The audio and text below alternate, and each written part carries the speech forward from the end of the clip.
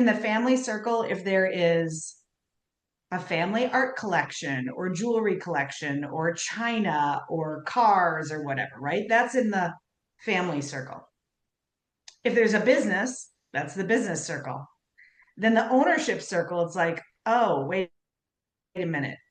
Some people, and when I say people, I mean like super fancy family business advisors. People will put the ownership circle in there. They will put things like trusts and estates and stuff like that. Others Mm. will put that in the family circle and then leave the business in the business circle. So that's the complicated part. I do like to try to just separate into what is the ownership circle owning, and it's assets in the family side and it's assets in the business side, to try to have the business be separate from the family. And again, making the family things like, again, maybe a family home or cabin, or business is the business. Now you have the farm, which one Hmm. could argue is also a business. But if the family home is on it, people will Hmm. say it's family. So I think I'm pointing to the one way that I have pointed to is my experience in getting divorced from my first husband. And the way they did it is they said, what is the value of all of your assets? And then in this case, it was a husband and a wife. So we divided it by two. That's an easier number to divide by than eight.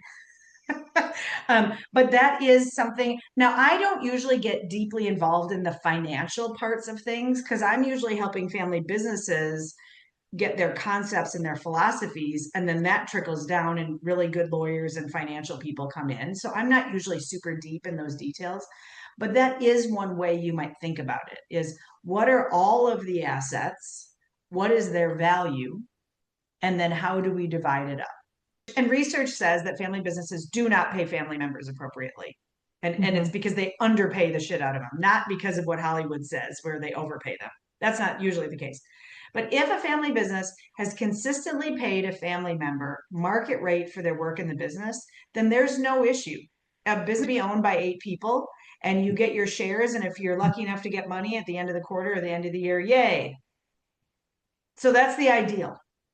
And so if it's not that way, because it probably isn't, and I'm seeing it's not, then ideally what a family business does is tries to catch up those who've been involved and treat them like employees. Because that is ideally what a family business should be doing, is treating those who work in the business like an employee and paying them appropriately for their time and what they put into the business.